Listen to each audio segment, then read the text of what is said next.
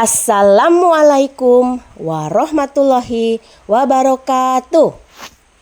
Salam sejahtera untuk kita semua.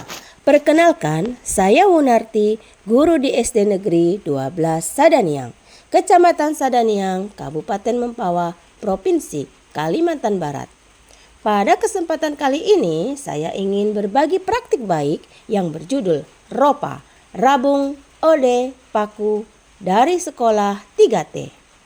Praktik baik yang saya lakukan bertujuan memberi penguatan literasi dan numerasi kepada siswa. Saya mulai bertugas di SD Negeri 12 Sadaniang sejak tahun 2014. Sebagai guru yang bertugas di daerah 3T, saya menghadapi berbagai tantangan dalam menjalankan tugas.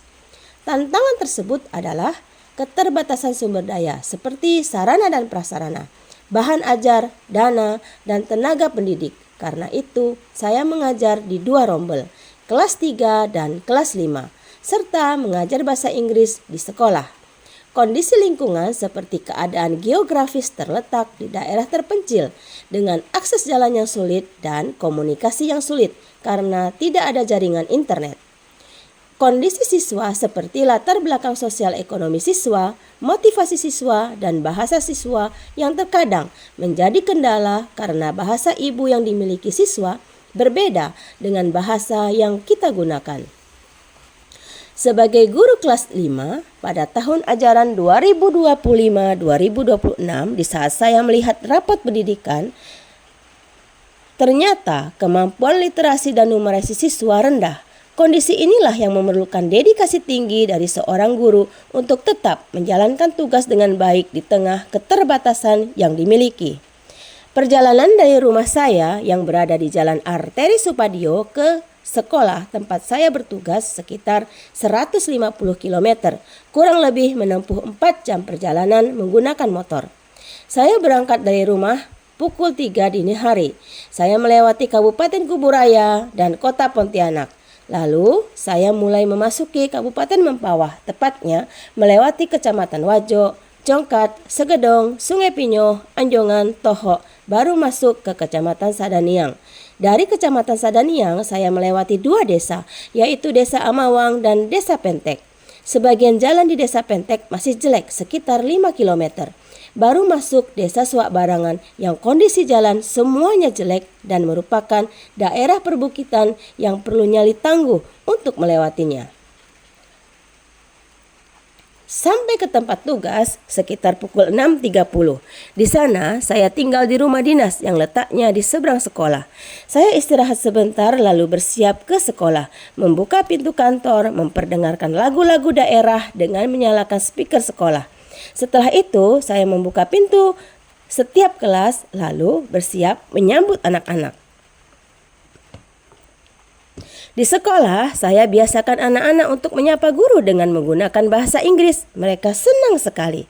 Setelah itu, saya memastikan semua anak melaksanakan piket, bahkan kadang membantu anak-anak piket.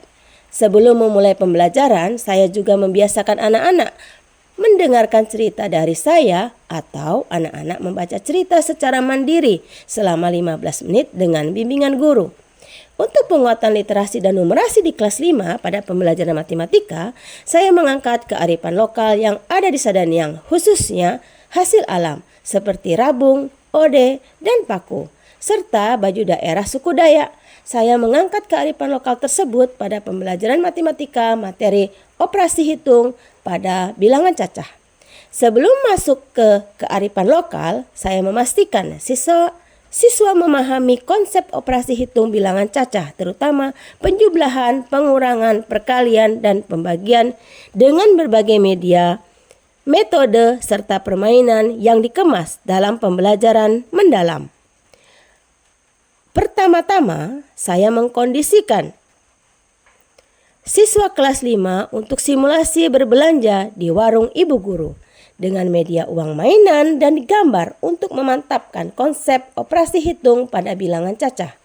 Setelah semua media siap, saya menempelkan gambar barang pada kertas dan ditempel pada dinding ruang kelas. Ada 4 kelompok barang yang dijual. Saya memberi uang mainan pada masing-masing siswa sebanyak Rp25.000. untuk membeli barang yang ada di warung ibu guru. Cluenya, anak-anak boleh membeli barang apa saja dengan catatan tidak boleh lebih dari Rp25.000. Kalau kurang dari Rp25.000 boleh. Lalu setiap transaksi ditulis dan dicatat berapa sisa uang yang anak-anak miliki. Setelah kegiatan ini saya memberikan umpan balik dan melakukan klarifikasi jika terdapat kesalahan selama proses simulasi. Saat kegiatan, anak-anak sangat senang walaupun masih ada yang kesulitan menentukan kembalian.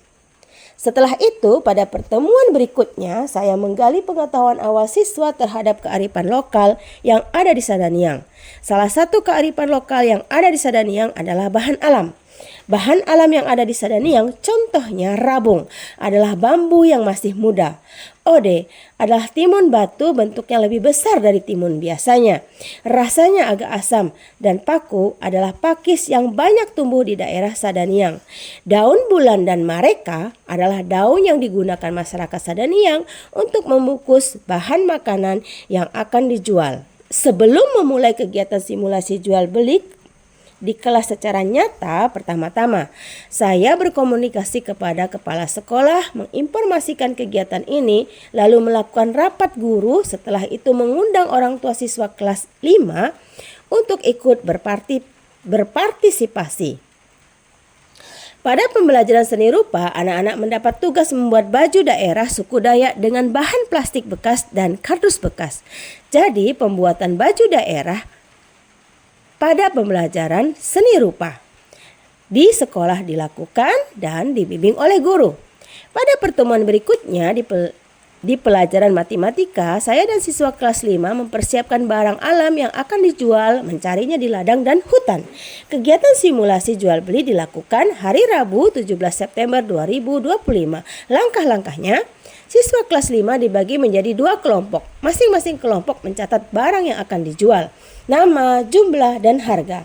Saat jualan, mereka memakai baju daerah suku Dayak yang terbuat dari plastik bekas dan kardus bekas. Masing-masing kelompok menjual bahan alam yang ada di daerahnya, yang terdapat di hutan dan di ladang, yang dicari sendiri, lalu dibungkus menggunakan daun bulan dan daun mareka. Kemudian diberi label harga. Di sini sekolah mengundang orang tua siswa untuk ikut berbelanja. Siswa-siswi tampak bersemangat, begitu juga orang tua dan guru. Waktu simulasi 2 jam. Setelah itu mereka merapikan tempat jualan, kemudian menghitung keuntungan atau kerugian. Setiap kelompok ternyata mendapat keuntungan. Bahkan ada kelompok yang memberi bonus kepada pembeli tanpa memengaruhi jumlah keuntungan. Setelah membuat laporan keuangan sederhana, siswa-siswi kelas 5 akan mempresentasikan hasilnya ke depan kelas secara berkelompok. Dalam isi presentasi, saya membimbing mereka dengan memberikan kriteria isi presentasi seperti mengucapkan salam, menjelaskan proses dari awal hingga selesai secara rinci, menggunakan media, mencerminkan kerjasama yang baik dalam kelompok. Kelompok yang lain boleh menanggapi dengan bertanya atau memberikan komentar terhadap presentasi yang dilakukan. Setelah presentasi, saya akan memberikan umpan balik tentang kekuatan, kelemahan, dan cara atau tips mengatasi kelemahan yang masih ada. Demikianlah pemaparan dari saya. Salam bahagia. Assalamualaikum warahmatullahi wabarakatuh. Saya Susanti, guru SD Negeri 19 Sadaniang, sangat terkesan dengan simulasi jual beli yang dilakukan oleh Ibu Wunarti. Siswa lebih paham konsep jual beli itu sendiri, dan anak-anak pun lebih aktif bertanya, serta benar-benar menghidupkan materi pelajaran.